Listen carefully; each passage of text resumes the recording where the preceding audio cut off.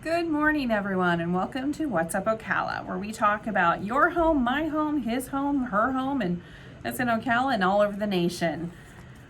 How do you buy a home? That is what we are going to be discussing this morning. We have so many that want to buy a home, they want to stop renting, they've had this goal for forever and a day, they just don't even know how to get started on the process. So today we're going to be talking about the literal steps to buying a home. Now, of course, this goes right into an event that we're going to be having. We're hosting a free homebuyer workshop. That's January 14th from 12 p.m. to 2 p.m. If you want to come to that, you can stop in anytime that day at our office, which is over on 3201 Southwest 34th Avenue, just off 200, over by Ollie's Bargain Center and all of that, just kind of behind it. If you're interested in coming to that, just go ahead and send us an email at ger.expectmore@gmail.com and we will get you your spot reserved for that. But let's go over some details real quick. And this is going to be very quick, so if you are wanting to take notes, now would be the time to get your paper and pen out.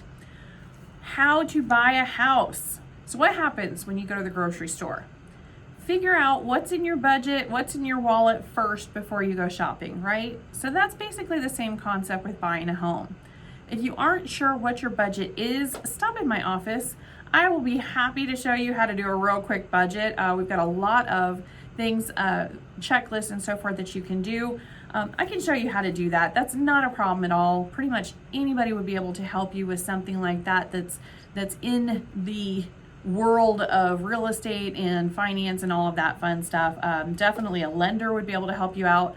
But if you just need some basics on it, not a problem. A really great book is from Dave Ramsey. If you want to go to Dave Ramsey, he can show you some amazing budgeting apps and some free, checklists and stuff that you can download, including a budget. So if you want to do that, if you just want to stop in real quick, have a cup of coffee with me and we'll go over a budget, again, no judgment. I pay for Netflix too. I mean, it's not a big deal. We can definitely do that. My husband and I are actually old pros at it because we are in real estate and we've been in real estate for years and years, which is, kind of feast and famine. We've gotten pretty good at doing ours. We don't use the Dave Ramsey one. We have used that in the past. But we actually have a Google Drive Excel that we, it's shared between us, and we can both add or subtract different things throughout the month, and it seems to work great for us. We've been using it for years. So if you want to use something like that, that's perfectly fine. You know what the best budgeting app or spreadsheet in the world is? The one you use. So even if it's, just scribble down on a piece of paper and pen, that's completely fine, as long as you're looking and you actually know what your budget is. For my husband and I, we know what our savings goals are, our big purchase goals, our vacation goals and stuff like that each month. That's right there on the budget, so we know what's the most important. That's the top left, that's right there what we're going for that month. And sometimes if it's a big ticket item, it's going to be several months that we're going to need to work towards that. But it helps keep us where we need to go and keep us focused. So a budget, especially a written budget, extremely important. That's the first thing. You can't figure out where you're going till you figure out where you're at. But yeah, with both of us being in real estate, it is incredibly important, but really it's important for everyone, especially with your kids' activities that are coming up. I mean, those can be brutal to your finances. So definitely getting that budget, really, really important. Feel free to go to Dave Ramsey online and there's plenty of books on it, a lot on personal finance and stuff like that, and they're pretty reasonably priced on there. If you just want to get a little bit of extra help, I'd be more than happy to do that. I don't have any kind of, that's not my field of expertise by any stretch, but if you just come in as a friend, I'll help you out with that. It's not a big deal. My husband and I have definitely been down that road. There are some classes that you can also take through that Dave Ramsey thing. I know online they mention stuff like that, so you can get on their website and find out where a local class is. We've taught the classes at our office before, but they have them all over the place. So maybe do one of those. And I think you can do those online anymore, thanks to, COVID in 2020. A lot of things opened up online that maybe weren't there before. So once you have your finances figured out, you know what you want to spend for a home, you know what your monthly budget would be, your total budget and all of that. Now you're going to save for a down payment and your closing cost. And no, I'm not talking about 20%. If you can do maybe 5 to 10%, you're doing pretty good. You're doing pretty good. There are a lot of down payment assistance programs that may help you as well. You can also do maybe a USDA loan, which is no money down, a VA loan, no money down. So there are some options in there, but you will need to have some savings somewhere. The same as if you were renting, you would need to move. You're going to have savings for, the deposit or moving expenses or anything like that. Same thing.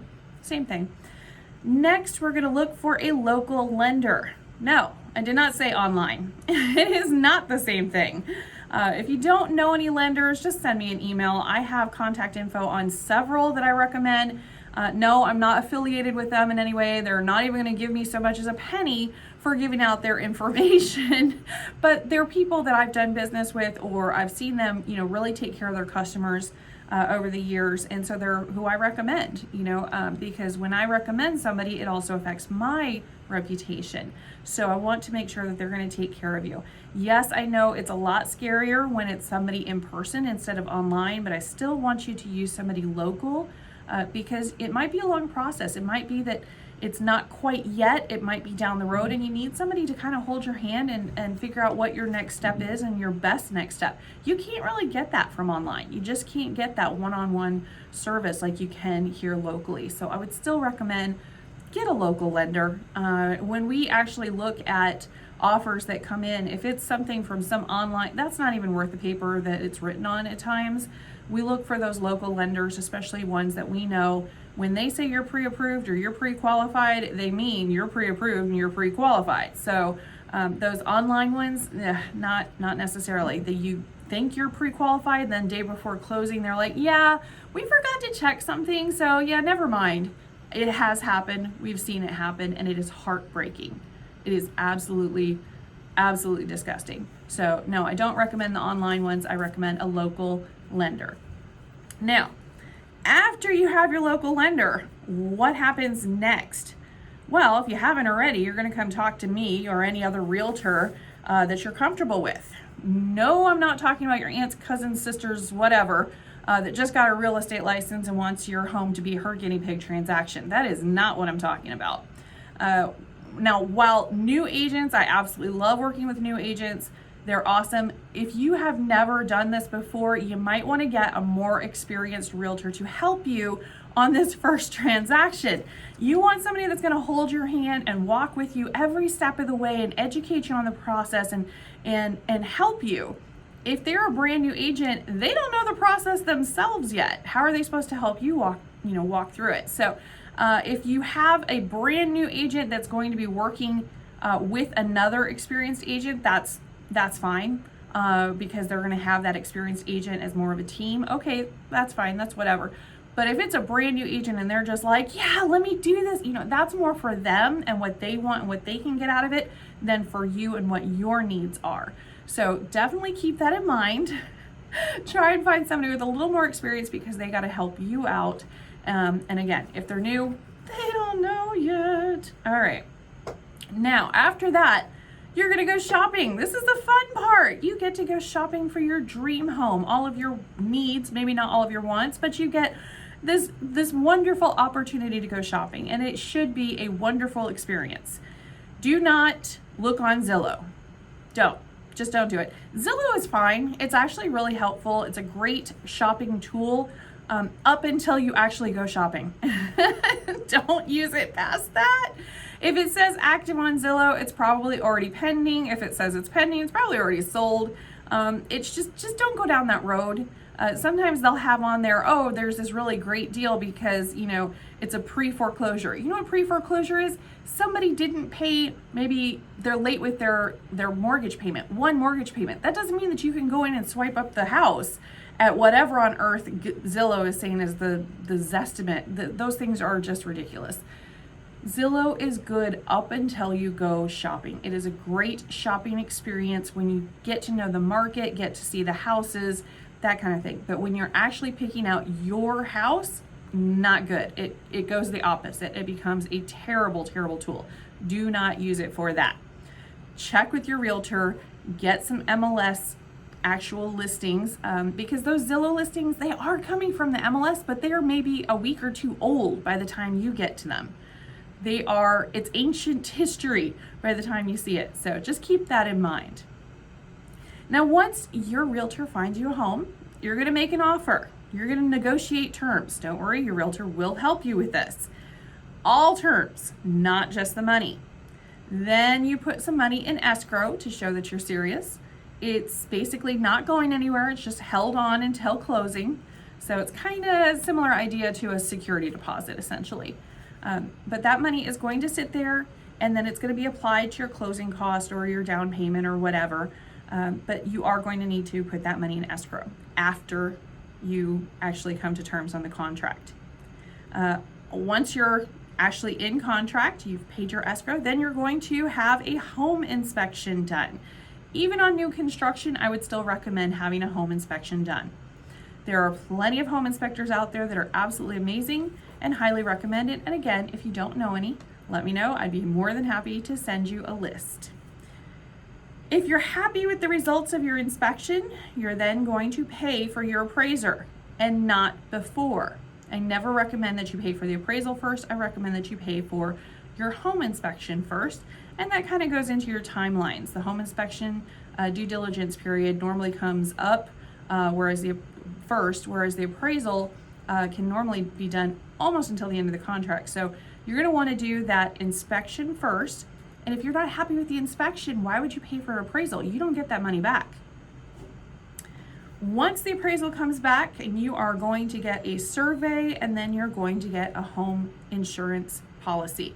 That does not necessarily mean that you are closed and done with the home and you're paying for it already, but you do need to shop around and pick the home insurance policy for the home, because they're going to need that information prior to closing. Now, closing in Florida can take place at a title company, or it can take place at an attorney's office. 9 out of 10 times I see them done at the title company, but there's nothing wrong doing it either way. It really doesn't matter too much.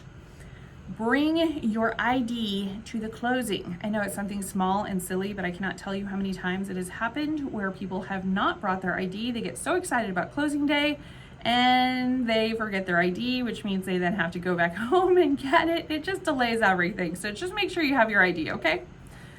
The title company or attorney's office is going to give you an amount to close with your down payment, if any, and your closing costs figured out, and they will have you wire it to them before closing.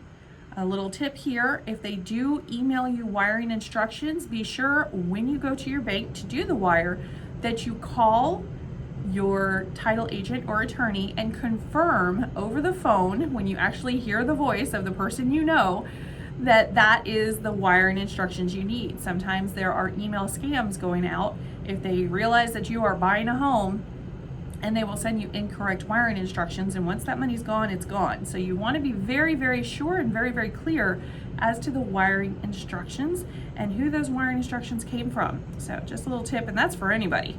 That is whether you've done 100 home purchases before or this is your first one. Big tip. There's a lot of fraud out there. All right, once you have your closing costs figured out and you have that wire sent and all of that, then you get to do a walkthrough of the home. This is not another home inspection. This is just to walk through, make sure that the ceiling's where the ceiling's supposed to be, the floor's where the floor's supposed to be, and all of the seller's stuff is out of there. This is just a walkthrough, just to make sure that you are happy with the home that you are getting now that it is no longer full of furnishings or personal items or whatever. Then you're going to go either that day or the next day, you're going to go to the closing table. It's normally at the title company or the attorney's office. You're going to sign a very large stack of papers. They're going to walk you through it, don't worry. Normally your realtor and sometimes even your lender is there just to support you. And then you're going to have the sellers. They will actually come in and they'll do the same. Sometimes they do it before you. Sometimes you see them, sometimes you don't. But then they're going to hand you the keys. They are going to hand you the keys, and then you get your brand new home or new to you home, and you get to enjoy. So that is the basic steps. Of course, that is a smooth, no issue transaction that, you know, from point A to point Z just goes through absolutely smoothly. Sometimes strange happens because it is life, and that's again where you're going to need that experienced realtor, that experienced local lender, the experienced home inspector, all of these people to help you get to the closing table. This isn't something that you just do by yourself 99.9% of the time. So that is basically how to buy a home in Florida in a nutshell. If you have any questions on that, again, we are doing a free home buyer workshop where we don't do that in 15 minutes. It's actually a couple hours where you can come in and ask questions and check out, you know, different things about homes in the area and, you know, get your personal questions answered. That home buyer workshop is January 14th from 12 p.m. to 2 p.m. It's at our office here in Ocala at 3201 Southwest 34th Avenue, Suite 102, Ocala, Florida 34474 if you are going to put that into GPS. If you have any questions on it, you can go ahead and send us an email. Our email address is ger.expectmore@gmail.com. All right, we're going to take a real quick break, and when we come back, we're going to be talking about the numbers and the stats in our area this week, and also things going on in Ocala. Fun things to do. I'll be right back.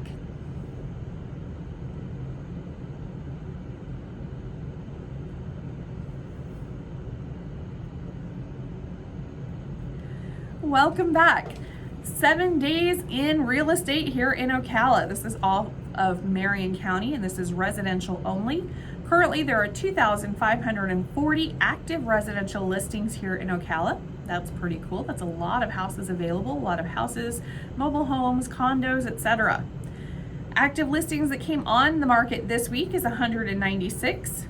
It's kind of low for this time of year, but that's okay. We've got 30 price increases. Well, that's interesting. And 319 price decreases. Well, that's pretty much par for the course for the last several months since the interest rates started going a little crazy. So we are definitely seeing some decrease in prices. 319. Much more price decreases than houses coming on the market. Back on the market, we had 61 that did not make it to the closing table. We had 155 sold homes that did make it to the closing table. We had 194 that are pending, that are hoping to make it to the closing table, and we had 48 canceled listings, which means those houses just came off the market. They said, you know what, now is not the time, and this is not the house. So they've actually taken those off the market. Expired listings, we had 14 this week. Temporarily off the market, probably because of the holidays, we had 15. And withdrawn, we had 3. Your national average interest rate for the 30-year fixed has come down to 6.98. It's nice seeing a 6 there instead of a 7. It's not too much of a difference, but you know, it's helpful. And if you're going to purchase a home, you could negotiate those terms that I was talking about before and maybe have the seller buy down some points instead of reducing the price on the house. So that is something I've seen a lot of sellers offering lately. So keep that in mind. All right, we're going to take one more quick short break, and when we come back, we're going to talk about all of the fun stuff that is going on in Ocala to do this weekend.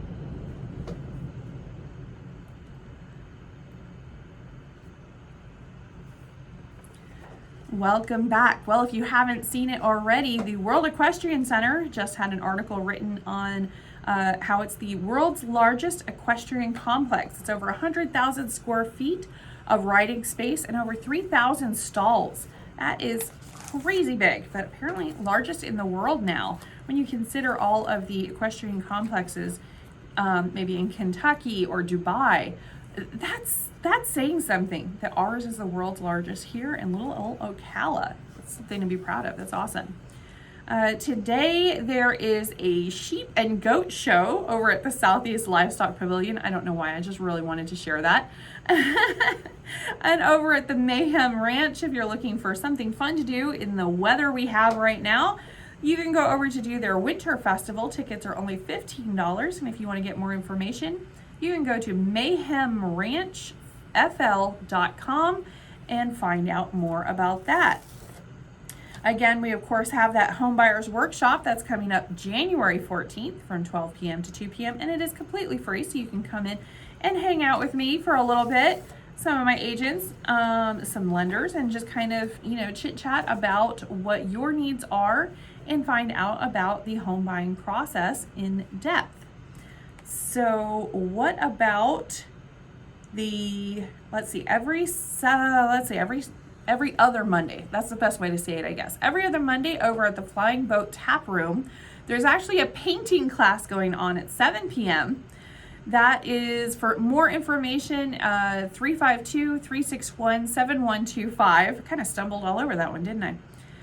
There's also the Jam Night over at the Keep downtown. That's the third Thursday of every month. So put that on your calendars. It's at 8 p.m. And that is basically a bunch of amateur or semi-amateur that will be jamming it out there. So the Keep downtown, third Thursday of every month. There's also today a Jeep and truck show over on East Silver Springs Boulevard. The proceeds are going to go to the nonprofit treadlightly.org. And this is over at the Mojo. So Mojo's on East Silver Springs Boulevard. They're going to have a Jeep and truck show. Do y'all know about the rubber duck thing? If you've ever had a Jeep, you probably know about the rubber duck thing. But if you've ever seen a rubber duck sitting on a dashboard in a Jeep or sitting on the hood of a Jeep, it's because that's a sign from one Jeep owner to another that they like that Jeep. So it's a compliment to them. So if you have a Jeep and you come out and there's a rubber duck, that means that somebody that knows about Jeeps is giving you a compliment that they really like your Jeep. It's a thing. There's several of the agents in our office that drive Jeeps, and they explained this to me when I was like, what's with the rubber duckies? And they're not like regular rubber duckies. They all have like little characters and stuff. It's really cool. So if you ever see that, you will have to think back at this and go, oh yeah, that's that thing Andrew was telling us about. That's that rubber duck Jeep thing. I don't know where it came from. I can't really get a straight answer from anybody as to why it got started or how it got started.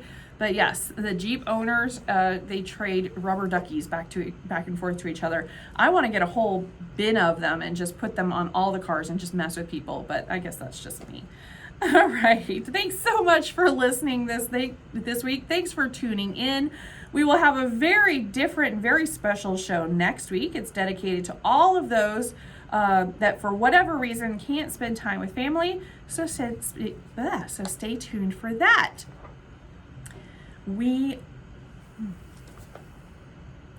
So next week, we're going to have a very different and very special show. We are going to be dedicating that show to all those that, for whatever reason, can't spend time with family. So stay tuned for next week's show. It's going to be very special.